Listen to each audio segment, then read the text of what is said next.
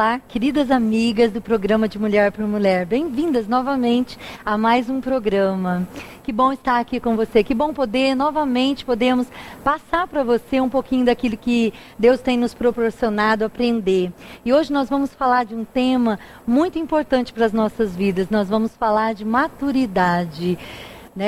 Maturidade em todas as áreas da nossa vida. E para falar desse assunto, eu tenho aqui duas mulheres maravilhosas aqui comigo hoje, A doutora Cleusa dos Anjos, que é psicóloga, que vai poder nos ensinar um pouquinho sobre esse crescimento, sobre essa maturidade que nós precisamos ter. Bem-vinda, doutora Cleusa, ao nosso programa. Obrigada, Rose, por ter me convidado. É muito bom estar aqui e poder contribuir para o crescimento e até o atingir da maturidade dos nossos telespectadores, não é? Obrigada eu. Sueli, novamente aqui conosco, A Sueli está sempre com a gente, vai poder também passar um pouquinho de tudo aquilo que ela já viveu, sobre maturidade, sobre crescimento aí para nós. Bem-vinda, Rose, 2015, com novas experiências e mais uma vez muito obrigada pela oportunidade da participação. Eu é que agradeço. Então eu já quero começar o programa com você, doutora Cleusa. Quais são as etapas que uma pessoa precisa atingir para que ela alcance a maturidade? A maturidade, Rose, é um fim que você tem que atingir. A palavra maturidade quer dizer estar maduro, não é? Então, quais são as etapas? Dependendo da área que você vai analisar, você pode ver maturidade como na área psicológica, na área espiritual, na área física, na área neurológica, que também está envolvido na física, intelectiva. Então, são várias as áreas do indivíduo, da pessoa, que precisam estar em crescimento. E cada etapa do desenvolvimento, digamos, vamos pegar uma criancinha, um bebê. Até certa idade, ela tem que ter um princípio, ou quer dizer, uma etapa a ser atingida. Vamos pensar no aspecto neurológico do bebê. Ele nasce todo desgovernadinho. Estou falando de bebê porque eu estou vovó aí, duas vezes, Duas netinhas lindas. Então, mas eu queria que você entendesse. Ele é todo desgovernadinho. Por quê? Porque o sistema nervoso dele está em formação. Começa do alto da cabeça, neurologicamente, céfalo-caudal, vai até o cóccix. Quando todo esse crescimento neuronal for acontecendo, a criança começa a ter, nas etapas ela vai conseguindo dominar cada área. Entendi. Quando chega na parte cervical, a criança começa a movimentar os bracinhos desconectados, porque ela movimenta toda assim. Nós estamos trabalhando a ideia para a gente entender o conceito geral. Por isso que eu estou falando do bebê. Quando chega na altura da lombar, a criança já consegue ficar assim. Aí na última vértebra lá, ele já consegue firmar as perninhas. Os nervos vão crescendo. Então, cada etapa... a primeira vértebra ali, movimento dos braços, depois a lombar e assim por diante. Então, a maturidade para essas etapas acontecem em períodos esperados. É estabelecido, tanto no nível intelectivo, por exemplo, no nível intelectivo. A criança está pronta a aprender aos 7 anos. Algum tempo atrás, no meu tempo, quando eu entrei na escola, era 7 anos. Agora já diminuiu, Hoje, em função da estimulação, que é uma variável que interfere nesse crescimento, hoje nós vemos criança, eu vi outro dia no Facebook, eu fiquei impressionada, um menininho de 3 anos lia. O pai dele esparramou várias palavras em inglês, E o pai falava, ele ia lá e dizia... repetia a palavra, era condicionado, ia lá e pegava o cartaz escrito. Então a gente consegue ver que a estimulação vai aumentar ou vai acelerar esse processo de maturidade, o crescimento para alcançar a maturidade naquela etapa. Tá, isso de uma criança, um adolescente é a mesma coisa? Sim. Um jovem na mesma coisa, Por exemplo, eu vou falar uma coisa sobre adolescente que é muito interessante. O adolescente, a criança, quando ela começa a desenvolver-se psicologicamente, ela começa a aprender com os pais bem pequenininha. Tudo que mamãe e papai ensina, ela absorve. como uma verdade para ela. Quando chega em torno, essas idades que eu vou dizer agora, elas estão meio alteradas em função da estimulação excessiva que nós temos tido nos últimos tempos. Entendi. Então, quando a ciência estabeleceu esses limites, tinha uma estimulação, tinha um limite, datas, né, idades específicas, as etapas. Mas hoje não, a estimulação é muito grande. Então, a criança chega a uma idade de 7, 8 anos, ela já tem, algum tempo atrás, seria pré-adolescente. Já tem crianças pré-adolescentes com essa idade, ou seja, vivendo aquela coisa da autoimagem, da autovalorização, de querer atrair atenção todo o tempo, enquanto que tem criança com 7, 8 anos que não são estimuladas e vivem como crianças, brincando na rua, correndo. Mas isso não seria uma imaturidade dessa criança? Por exemplo, a criança de 7 anos agindo de forma que uma criança de 13, 14 anos age? Seria uma antecipação desse crescimento. Antecipação, não tem nada a ver com imaturidade. Isso. Ela está sendo muito estimulada. Muito estimulada. E chegando a esse crescimento e a esse momento de completamento da etapa, vamos colocar assim o termo, né? Antes do que era esperado há algum tempo atrás. Isso nós não podemos dizer que é imaturidade, uma vez que nós estamos vivendo isso como que globalmente, é um momento cultural da humanidade, essa dinâmica. Consegue ver? Entendi. Só que, Cleusa, eu já vi também, assim, comentários, né?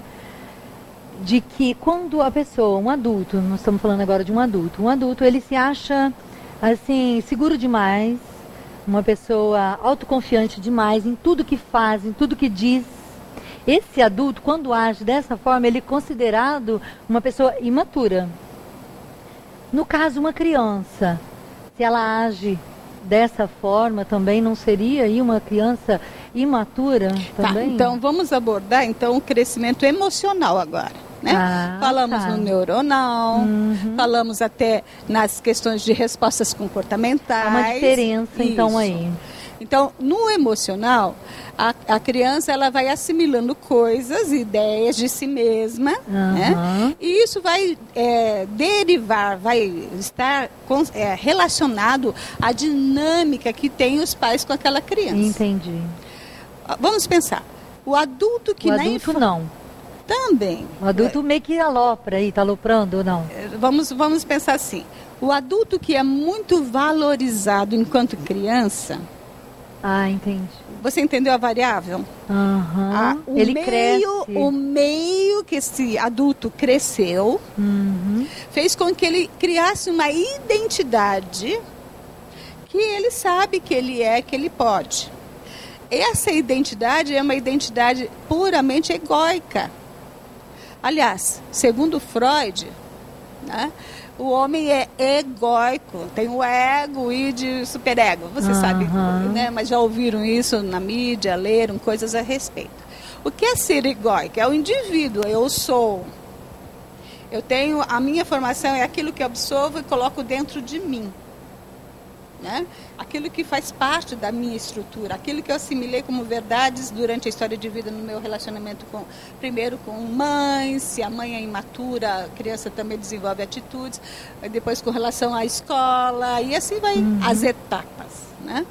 E essa identidade que o indivíduo desenvolve, ela vai chegar a criar nele um conceito de si mesmo, que pode ser um conceito imaturo, porque ele nunca foi confrontado. Por exemplo, uma criança que não aprendeu a ouvir não, quando chegar na idade adulta, ele não vai aceitar de jeito nenhum limite.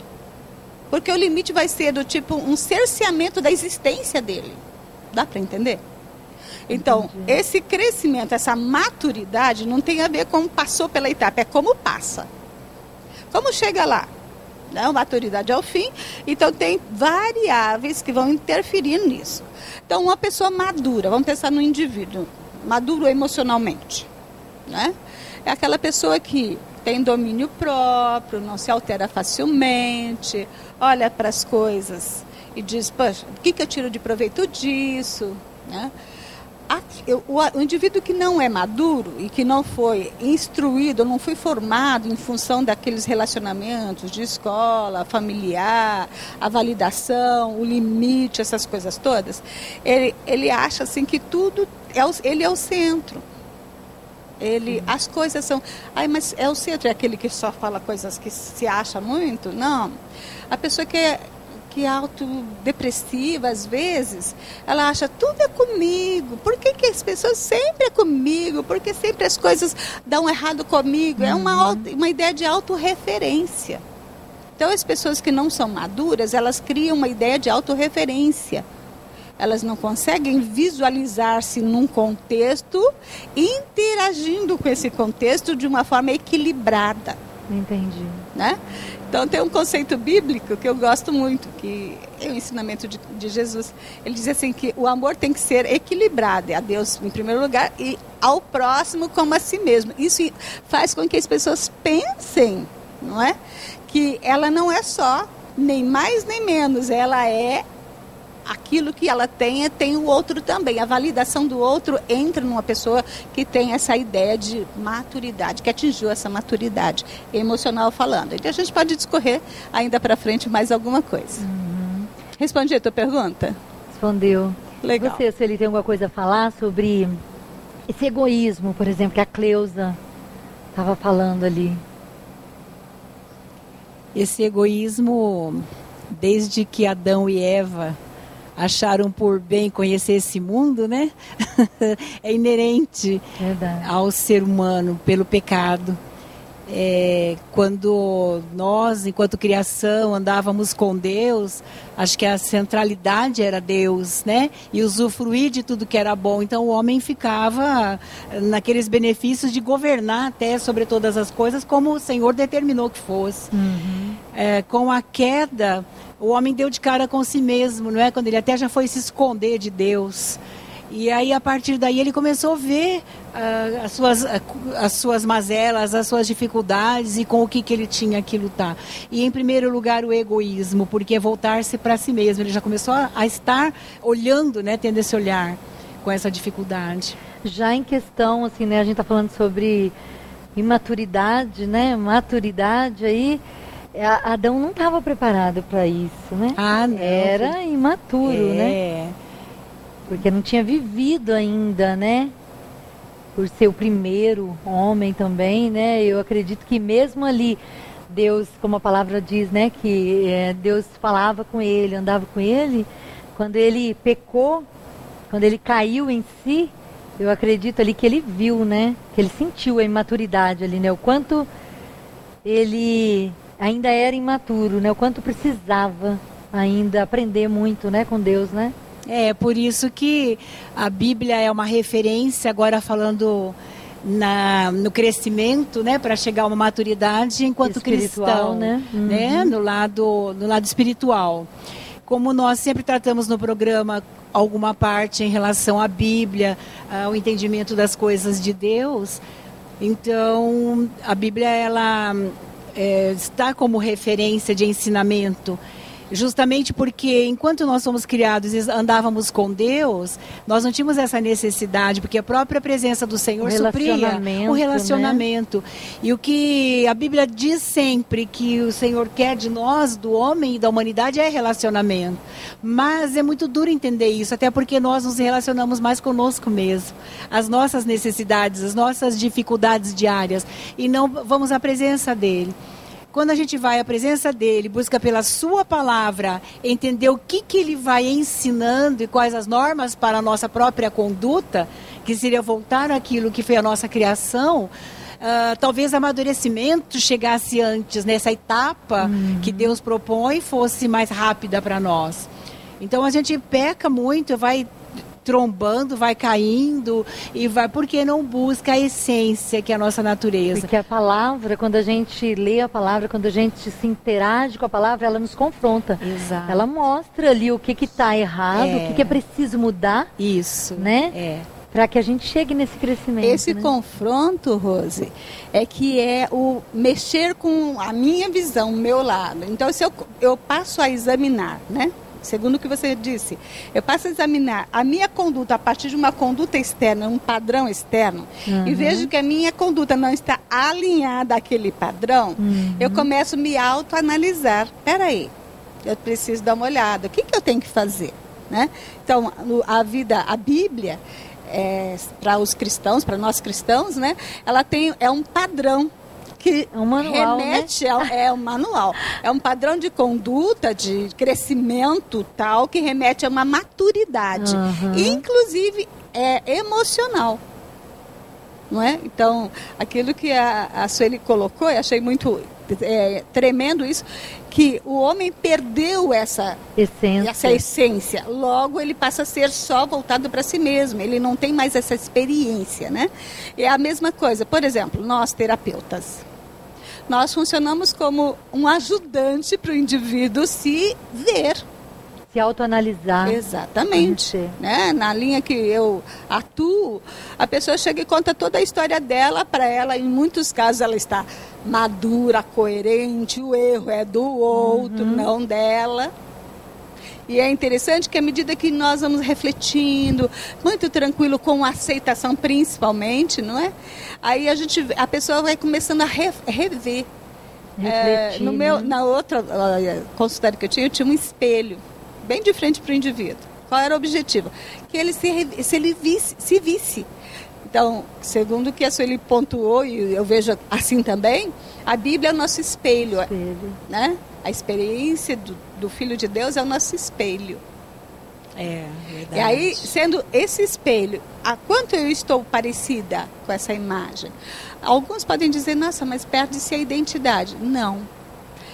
Quando você escolhe fazer alguma coisa, você tem liberdade. E tendo liberdade, só se consegue fazer uma escolha adequada quando você tem conhecimento de quem você é e o que você quer atingir.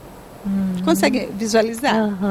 Então, nesse caso, nós estamos falando de crescimento e maturidade espiritual agora, em função da fala da Sueli e do seu comentário. Então, eu queria entender com a telespectadora essa situação. Porque eu só posso entender num relacionamento, vamos pegar um relacionamento natural, humano, homem e mulher. Eu creio que a maioria das que estão nos vendo tem dificuldades nessa área. Muito bem. Olha só que interessante. A mulher é completa, o desenvolvimento e a maturidade, o crescimento. Eu ia perguntar agora, quem que desenvolve primeiro? A mulher. Mais facilidade. Exatamente. A mulher já foi toda estruturada para viver o outro. Começa na gravidez. Então a mulher tem mais facilidade aí de amadurecer mais rápido. Com certeza. O homem, ele já vive a sua identidade, as percepções, ele é muito racional, não é? As coisas acontecem desta forma, eles têm as explicações para tudo. A mulher, embora emocional, ela consegue lidar com essa coisa de viver o outro, viver a gravidez, viver um indivíduo dentro dela. E isso faz com que ela possa crescer em experiências e conceitos.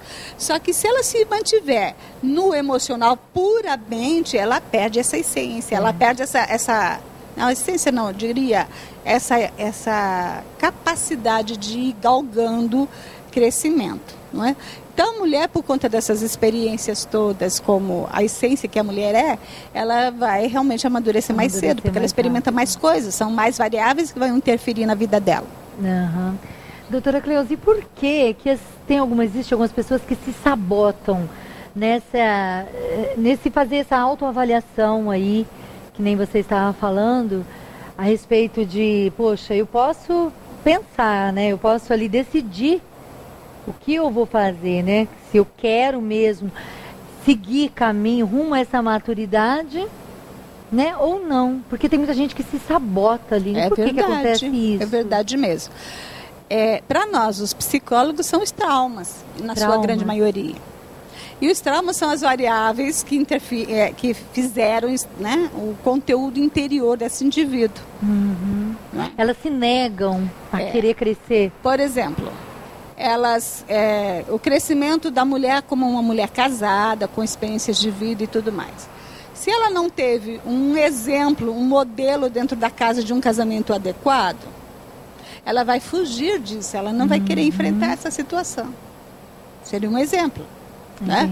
Uma mulher que, isso acontece muito hoje, que na sua infância não foi valorizada como deveria, ou as coisas que ela fazia, que a menininha fazia, não era visto, mas o menino era muito mais valorizado e tudo mais, a autoestima dela fica bem depreciada, ela não tem uma autoestima boa. Aí o que acontece?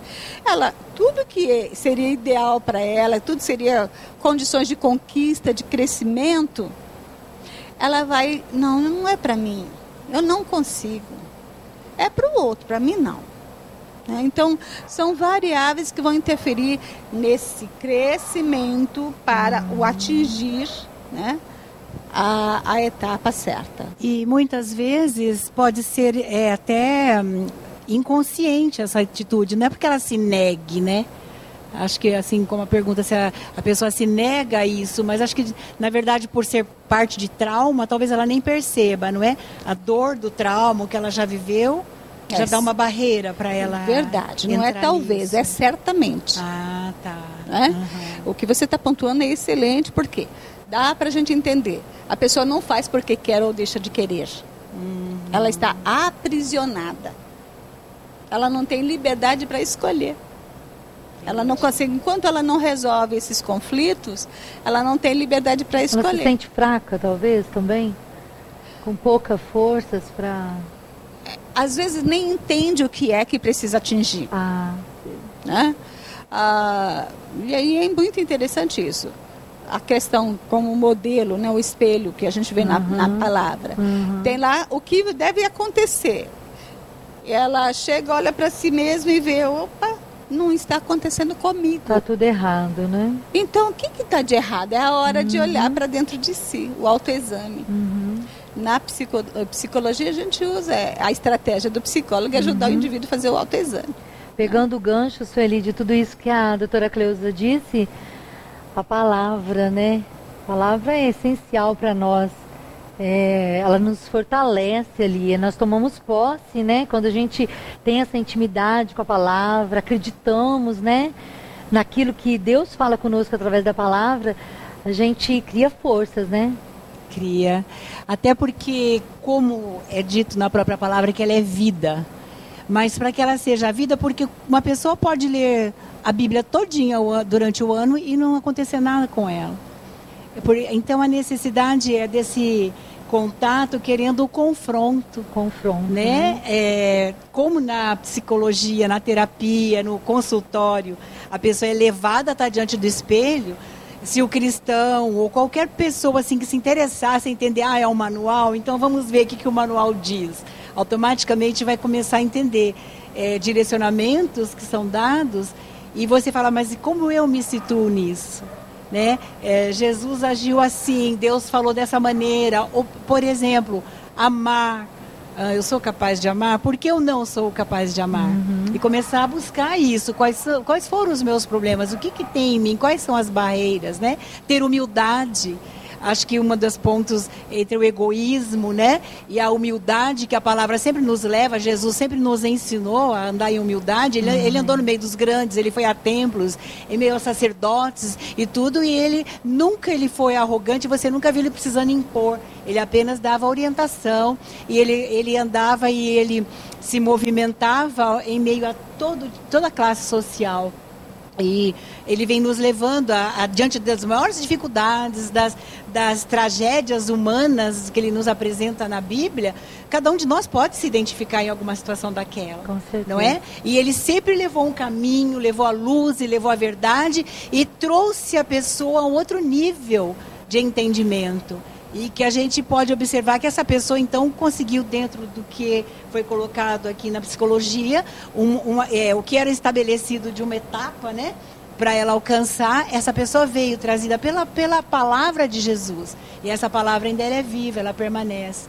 E se a Bíblia nos instrui, eu queria deixar essa questão, que nós buscarmos e crescermos e melhorarmos, não só por nós, como é para nós nos amarmos, como foi colocado. Assim como nós amamos as pessoas, tem que ter para chegarmos à perfeição, Jesus disse, para que a boa obra opere em nós, né? Que eu possa ter boas obras. Então, só quando eu tiver já melhorado meu nível, a minha condição de viver, de entender, de maturidade, eu passar a ajudar, né? Ser parâmetro para vidas. Amém. Como é maravilhoso, né? O Senhor nos deixa a palavra, o Senhor nos deixa o próximo, né? Como vocês estão aqui hoje, né? Como a Cleusa, também acredito que é usada tremendamente, né? No seu consultório, para ajudar um ao outro, né? Porque sozinho não dá para andar, né? O Senhor não nos fez para andarmos sozinhos, né? Isso é tremendo. E é isso que a gente tenta passar aqui, né, Cleusa? Sim. Quando o indivíduo chega a se autoconhecer, quem eu sou, isso em termos psicoterápicos, né, na vida, o que eu fiz, o que eu deixei de fazer, qual a minha intervenção na vida do outro, ele começa a ter domínio sobre si mesmo. Nós vamos falar bastante sobre isso daqui a pouco também. Quando ele começa a ter esse domínio sobre si mesmo, ele pode fazer escolhas, ele conhece a liberdade. E com isso fazer coisas tremendas, né? Exatamente. Enquanto ele não chega nesse domínio, nessa maturidade, ele vai pelo impulso. Muitas pessoas são extremamente impulsivas. Primeiro tomam uma atitude e depois vem o que vai dar e vai correr atrás de consertar o erro, o estrago. Porque em relacionamento a gente fala muito de estrago. Você tem que trabalhar depois, consertar tudo aquilo que foi estragado, né? E as pessoas hoje em dia, elas estão tão, na avaliação assim, psicológica mesmo, elas estão com tantas dificuldades de se ver, de se autoanalisar, que elas preferem chegar numa situação, por exemplo, os casamentos. Chegou numa situação em que houve uma dificuldade relacional, de aceitação do outro, ou de alguma conduta, o que ele faz? Eu preciso pular essa etapa, não vou resolver isso. Então, divorcia-se, retoma outro relacionamento. A dificuldade possivelmente não era do outro, era dos dois lados, que um conflito não se estabelece só por um, é duas pessoas. Aí ele vai para um outro relacionamento, não é? E vai virando uma bola de neve. E aí ele passa por aquilo de volta. Vários relacionamentos. Porque ele tem que fazer esse mergulho em si mesmo. Esse autoconhecimento. Sugiro que procure uma ajuda. Verdade. Né? Muito bom mesmo nossa conversa aqui. Nós vamos para um rápido intervalo e voltamos já, tá?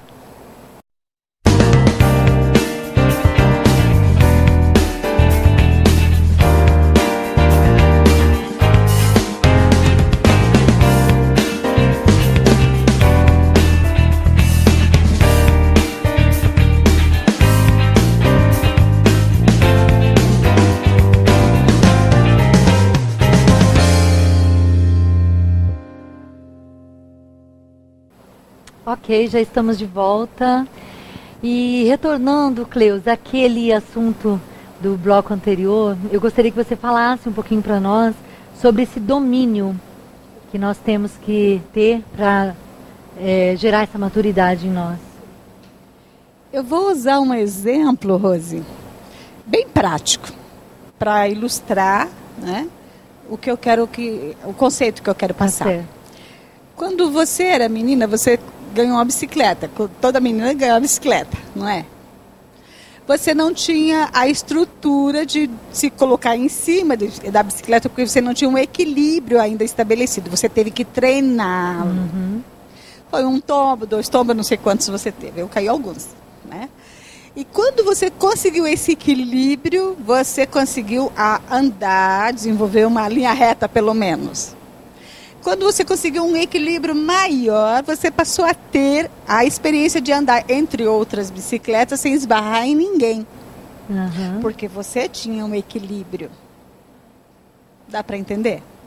Então vamos tentar pensar em termos emocionais e psicológicos.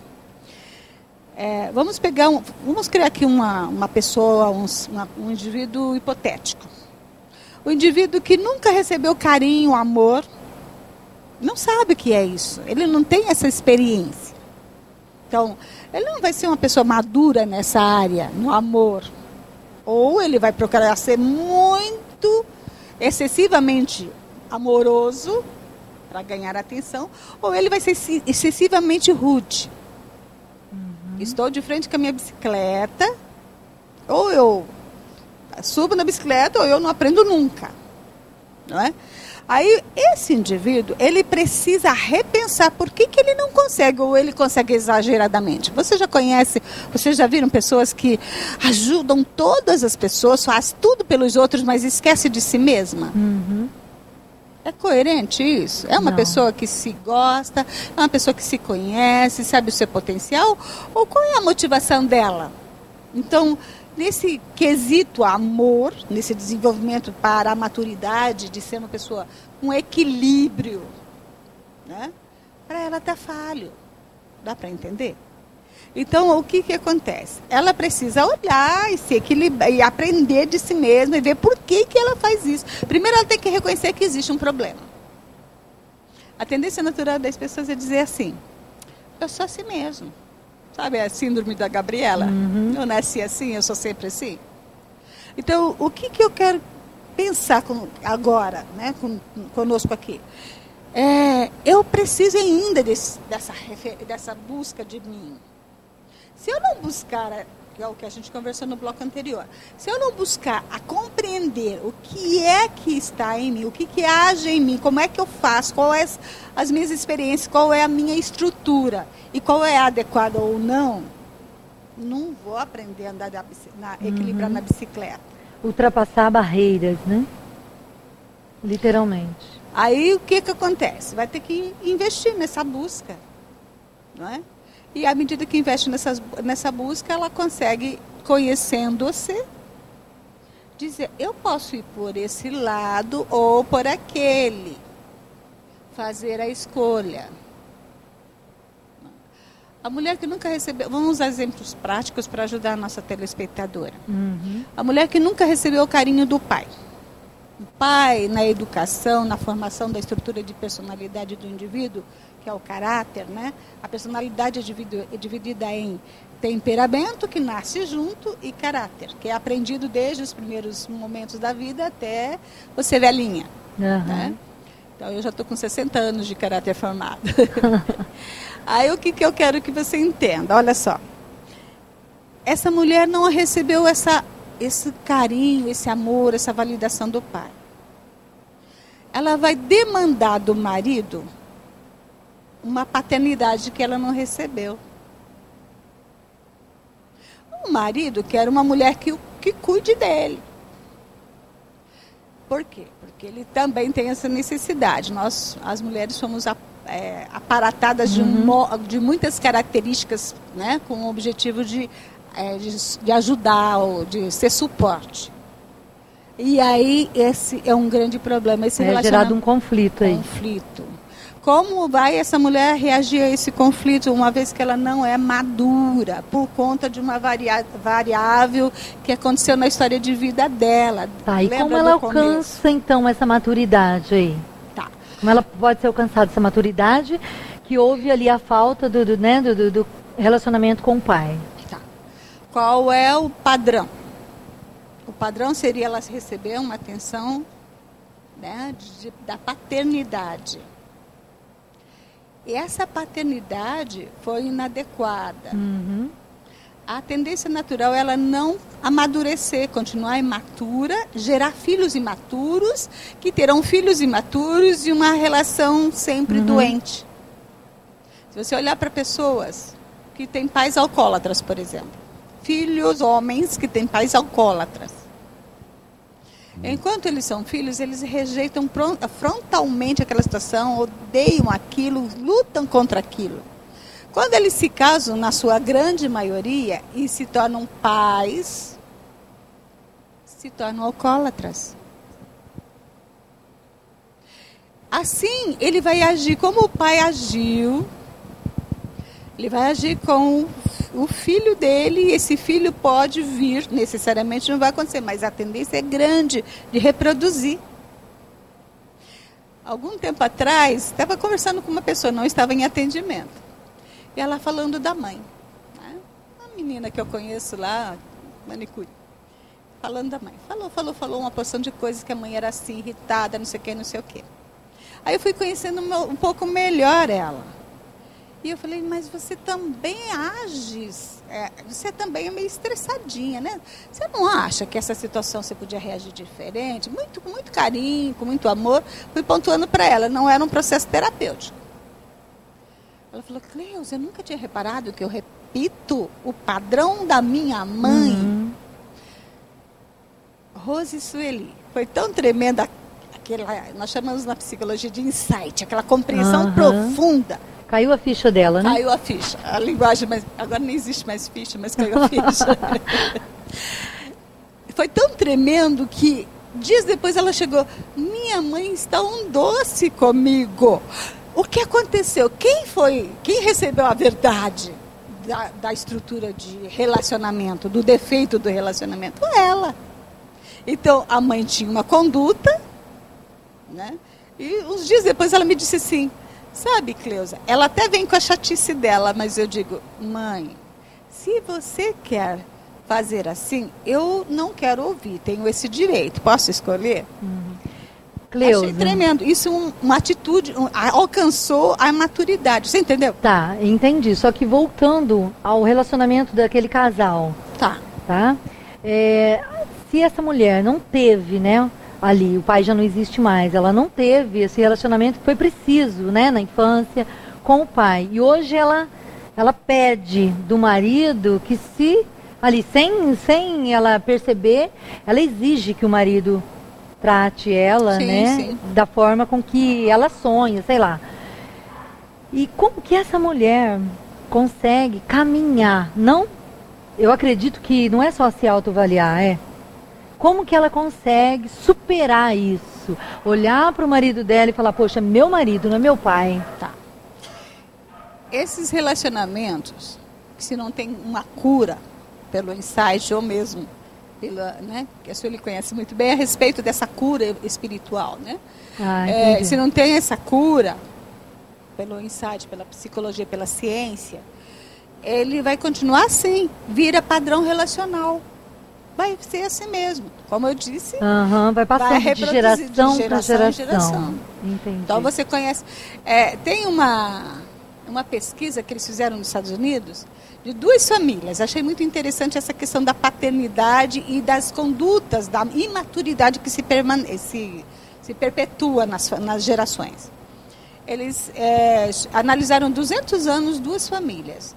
Uma família era de um homem muito desencontrado, muito desestruturado. E outra era uma família de um homem que era muito centrado, cristão, vivia assim, né? Dentro de conceitos, de objetivos e valores.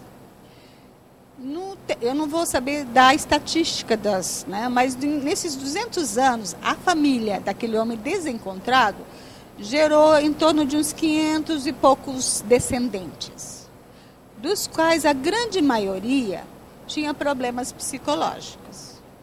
E as profissões sempre foram mais baixas, né, pessoas que não tinham uma boa estima. Entendi. A família daquele senhor, que era mais estruturado, era direcionado, conduzia as coisas, ela gerou em torno de 1.200 e eu não sei os quebradinhos lá. E aí, entre eles teve um vice-presidente dos Estados Unidos, um senador, médicos, advogados, juízes. Aí você pode analisar sobre a questão do casal lá. Tem que haver uma quebra nesse desenvolvimento geracional de cura. Pessoas que vão se autoconhecer de alguma forma. Quando eles fazem esse autoconhecimento, o que vai acontecer? Eles mudam. Eles estavam indo nessa direção, tipo fazendo uma analogia, né? Eles mudam para cá. Eles, não, agora eu posso fazer a escolha, eu fazer isso por impulso, agora eu posso decidir, porque eu sei que aquele caminho não é adequado. E isso é muito interessante porque vai dar ao indivíduo essa maturidade tão almejada por cada um de nós. Nossa, eu queria assim retomar o exemplo que ela deu sobre a bicicleta. Achei lindo assim que quando você domina, aprende a andar na bicicleta, você tem o domínio, você não esbarra nos outros. Achei muito lindo. Traz muito isso para tudo que você está acabando de falar. Sim. Né? Por exemplo, aí você não vai ficar esbarrando, esse me fez um problema, esse judiou de mim, ou eu vou ocasionar problema para as pessoas, ferir. Porque quando você está em equilíbrio, você está sabendo para onde vai, você pode estar desviando. Né? Até porque você mesma já não precisa causar feridas, você já consegue perceber que uma atitude, né, errada minha vai ferir o terceiro. Né? Então eu não esbarro. Ou se alguém fosse esbarrar comigo e fosse me ferir, eu também posso me conduzir, porque eu me conhecendo. Nossa, achei lindo, fantástico. É o domínio próprio. Mas esse negócio da bicicleta, muito bom. Ótimo, né? Porque a gente começa, eu particularmente, eu aprendi a andar de bicicleta num quintal, porque meu pai não deixava eu ir às ruas. E assim foi num terreno grande que nós tínhamos à frente e eu batia no muro de cá, aí eu entrava para equilibrar, batia no de cá, batia lá na frente, então foi muito perfeito. Quando eu tive o domínio, eu desviei de todo, não bati em mais nada. Tremendo isso para nossa vida. Muito bom. Muito bom, Sueli. Pegando tudo isso que a doutora Cleusa disse aí, eu estava aqui viajando e lembrei da história de Sansão. Você lembra o que o anjo disse pro pai e a mãe de Sansão? Que ele seria um menino nazireu, que os pais, a mãe, não poderia se contaminar com vinho, não é verdade? Que a criança seria assim, né? Se você vê a história dele lá em Juízes, é linda a história. E é exatamente isso que a doutora trouxe ali pra gente. Se houver nas nossas vidas, né, por parte de nós, pais, esse domínio, né, essa consciência, ali foi um anjo do Senhor que ministrou na vida dos pais de Sansão para que eles deram a direção, né? É lindo isso. Fala um pouquinho sobre isso para nós. Então, tremendo em relação à psicologia, ao nosso comportamento. Ter a direção, como foram essas famílias, um mais desestruturado e a outra família que deu uma diretriz, todos se alinharam melhor. Só que Sansão, na verdade, ele foi essa pessoa que não entendeu, né? Ele não soube valorizar, né? Ele não entendeu, ele fez segundo as paixões dele, né? Os pais estavam direcionando, se não me falha a memória, né, em relação a isso. Preferiu escolher errado. Ele fez escolhas erradas, ele tomou caminhos diferentes daquilo que era para ele.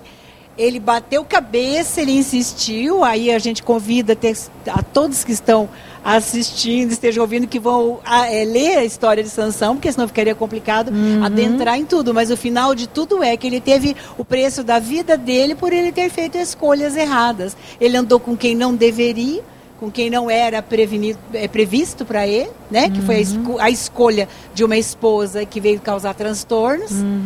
Então, assim, por que será que ele fez isso? Ele estava à mercê das paixões dele. Ele era aquele que teimou, não, eu quero assim, talvez meio que mimado, né? E ele foi seguindo os cursos da natureza dele. Ele não ouviu, porque se um anjo falou e ele soubesse que a história dele, para a família dele, para ele, era aquela determinada por Deus, ele fosse mais obediente, que é uma outra questão que precisamos entrar na palavra, que é a obediência. Não adianta eu ler as mensagens de Jesus, as coisas de Deus, se eu não obedecer. Porque a alma milita contra o espírito também. Então, no caso, o Espírito de Deus foi manifesto para que a vida dele fosse de uma forma. Ele foi um escolhido como nazireu. Mas a alma dele foi forte. Assim a nossa também. Né? É muito forte. Voltando a tudo que a doutora Cleusa disse, né? Os pais ali, eles quebraram, né? Porque a gente sabe pela história que havia muita tristeza ali, né? A antecedência da história deles. Então, ali foi quebrado. Os pais decidiram, como a Cleusa falou, né? Eu decido. não permitir que a minha descendência, né, eu escolho isso. Então ele escolheu, os pais escolheram fazer exatamente como Deus havia proposto ali, só que ele rejeitou, né, ele teve outra escolha, né. Ele, depois que teve a maturidade, ele escolheu diferente, né? Isso pode acontecer também, né, Cleusa? Infelizmente. Né? Se nós colocarmos Sansão no divã, a gente vai encontrar muita coisa interessante. Porque a gente vê com a história. A gente vê ali que os pais fizeram exatamente certinho, né? Então, por isso, é interessante a gente olhar para dentro da gente hoje, quando a gente, às vezes, passa por uma circunstância contrária, né, na nossa família, né, com o nosso esposo ou com nossos filhos, também a gente analisar isso, que nem sempre também a gente fez as coisas erradas, né? Muitas das vezes a gente escolheu o caminho certo, né? Proporcionou uma direção certa para os filhos e literalmente fizeram como Sansão, né? Eles rejeitaram, escolheram, né? Muito tremendo esse assunto de hoje, né? Que nos leva aí a refletir, né? Refletir em Deus. Espero que vocês todas aí em casa estejam também, assim, refletindo bastante sobre esse tema, maturidade. A gente volta já, um breve intervalo.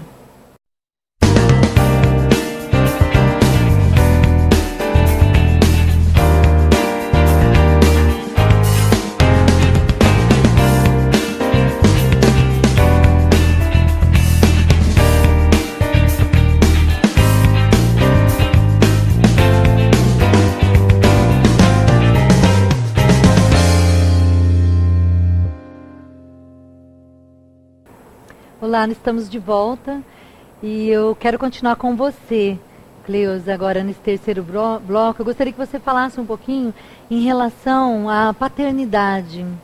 Os pais, como eles devem agir, né, com seus filhos para que não cresçam, sabe, para que não formem filhos imaturos.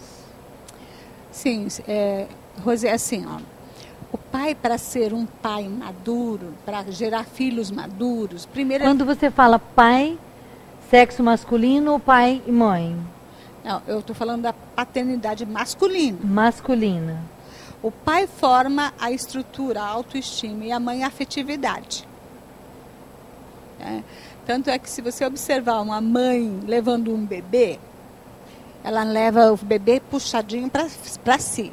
Quando você vê um pai levando um bebê, ele põe o bebê expondo para o mundo. Olha, meu filho. Mas se uma mãe, essa paternidade. Doutora Cleusa, mas se uma mãe não é gerado esse afeto, né, necessário para uma criança, essa criança também vai ser imatura, não vai? Sim, mas eu quero focar a paternidade. A gente pode trabalhar a afetividade num outro momento, tá? Mas eu quero focar, se der tempo ainda hoje, a gente pode trabalhar essa afetividade da mãe, que é imatura, que não vai conseguir fazer o filho ser maduro bastante na afetividade, desenvolver afetividade relacional.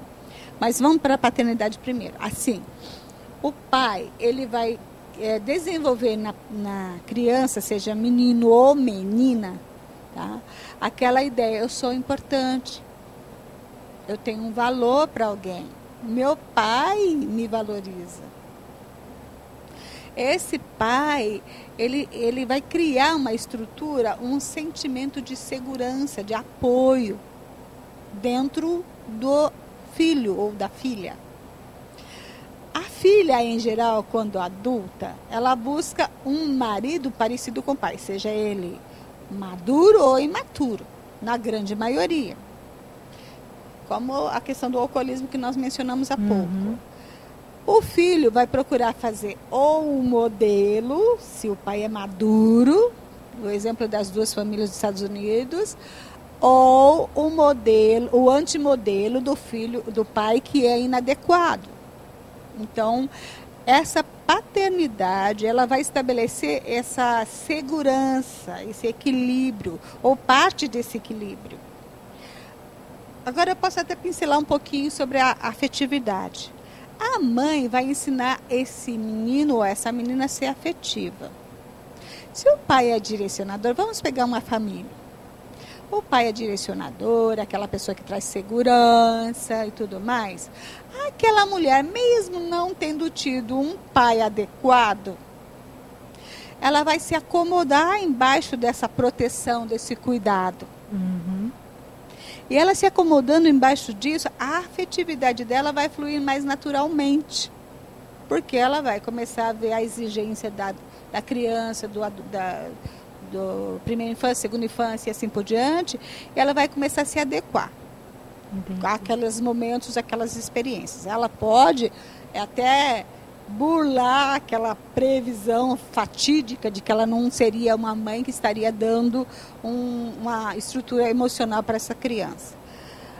A maioria das mulheres hoje, elas têm dificuldade com a amamentação. É uma das coisas que tiram a chance de viver uma vida afetiva, de ensinar afetividade para os filhos.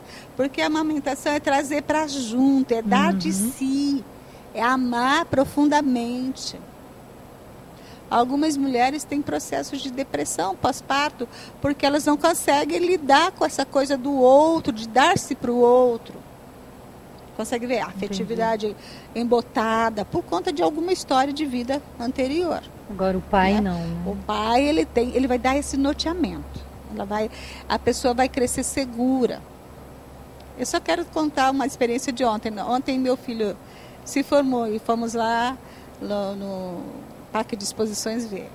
Eu vi famílias inteiras de 20 e 30 pessoas comemorando a formatura de um filho, neto, sobrinho, primo. Que lindo, né? Isso quer dizer que essa família tem uma estrutura. O pai desse clã, não é?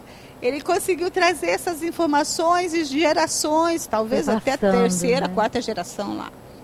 Pessoas idosas juntos, soltando aquelas... Então, eu fiquei olhando aquilo e falei, achei tão tremendo aquilo. É bem essa questão. Entendi. A paternidade vai dar segurança, vai dar condução, vai dar... Eu sei onde eu quero chegar, vai dar esse domínio. Vai ensinar essa pessoa a ser uma pessoa madura. Verdade. Sueli, o que você tem a nos dizer sobre essa paternidade tão tremenda, que é a paternidade do nosso Deus?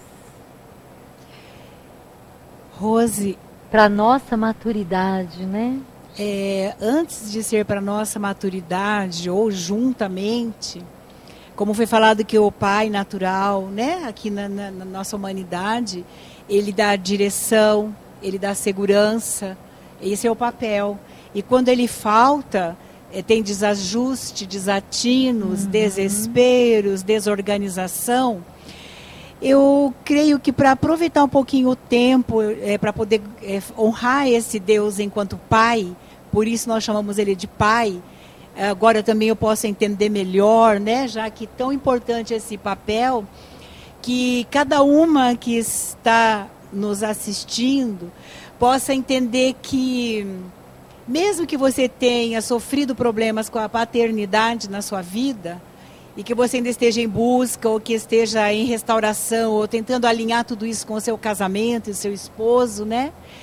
Eu quero fazer um convite, ainda há tempo de uma restauração da sua vida, diante do Pai verdadeiro, que é o Pai que nos criou, o Pai eterno, esse que ele é amor, ele é direção, que nada está perdido.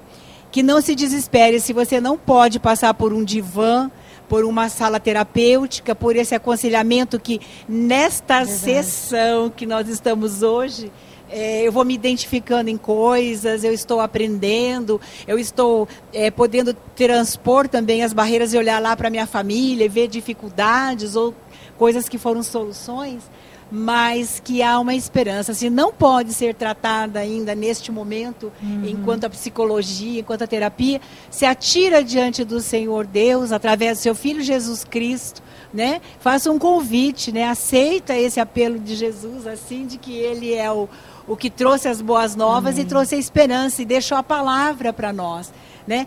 Esse Pai Celestial, Ele supre toda essa dificuldade que nós temos aqui. E quão tremendo é aprender, e quanta tristeza, Deus sabe, Cleusa, dá no coração quando a gente identifica a omissão dos homens em geral, enquanto a sua paternidade. quão importante teria sido a presença dele cumprindo o seu verdadeiro papel, se ele exercesse essa função verdadeiramente. Quantas mulheres estão totalmente indefesas, desajustadas, perpetuando isso nas suas descendências, sem saber que a falta está, na maior parte das vezes, em seus pais. Né? E se por acaso homens estejam ouvindo, mulheres que estejam mesmo nos assistindo, que possa colocar aí essa abertura desse programa, porque é muito especial esse aprendizado. Coloca para o seu filho, para o seu esposo, para quem você puder estar ouvindo, que eu creio que é curativo. Né? Toda essa fala vem trazer cura. Essa é uma palavra de mulher para mulher, né? Aquilo que a gente sente, aquilo que a gente já passou e está vivendo, a gente quer passar para outras, né?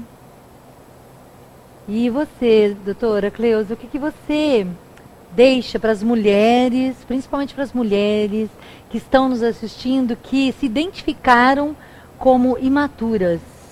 Ah, sim. Então, Rose, o que é preciso fazer? Por onde elas começar? Já elas conseguiram a primeira etapa, que é a identificação do momento que elas estão vivendo.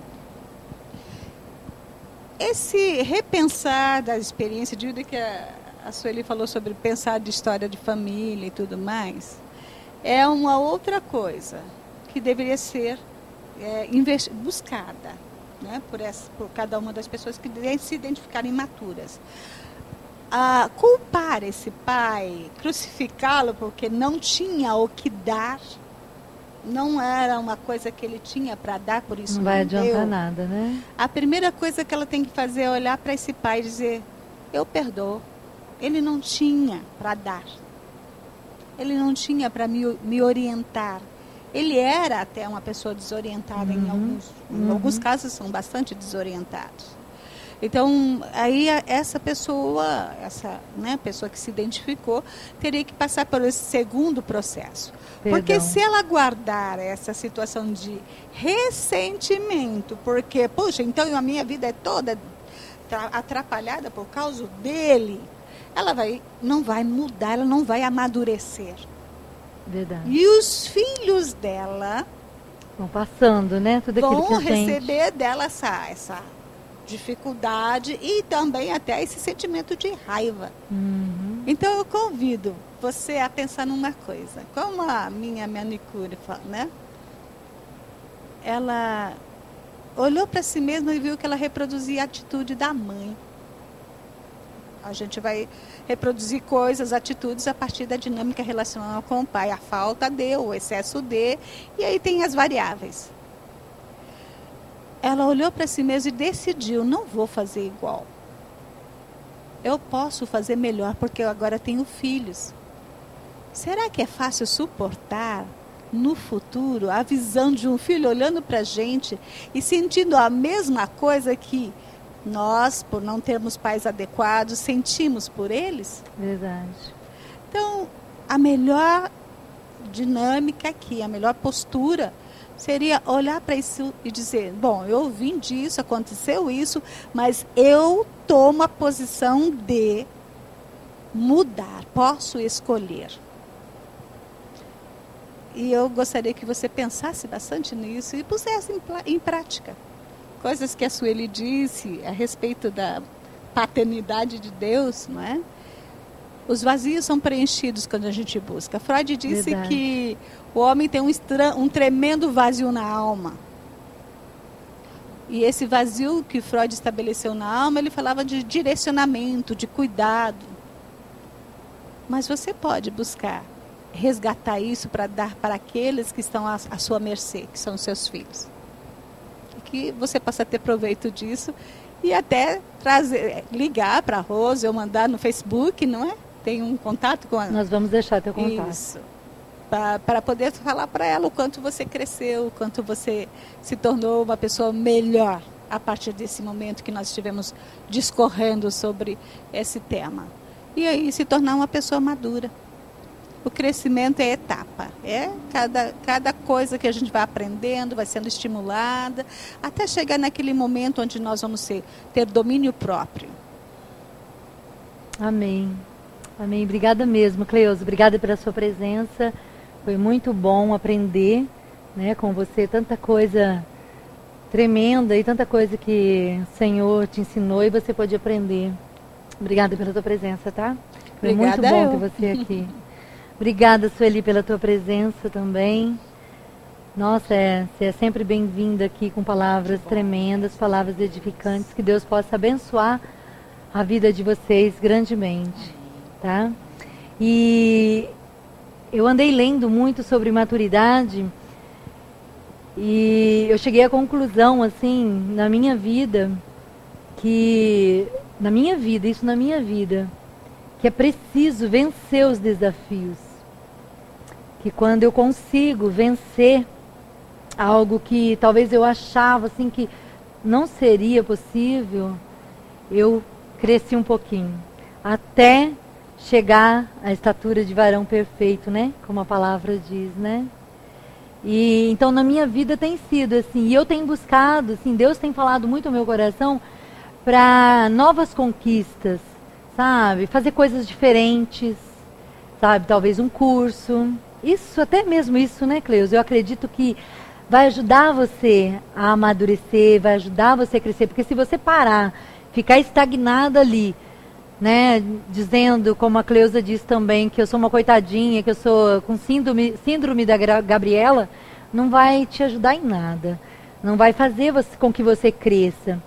Então, eu convido você também, sabe, para que você abra sua mente para novas coisas, talvez um curso, talvez uma faculdade, né? Tem tantas coisas que a gente pode fazer que vai, sabe, nos ajudar, vai colaborar para que a gente cresça, para que a gente estabeleça um caminho para a maturidade.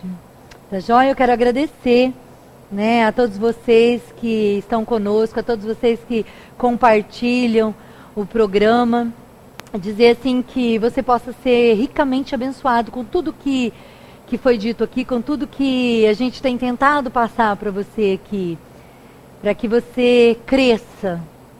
O desejo do Senhor é que nós cresçamos, que a gente possa crescer em todas as áreas da nossa vida.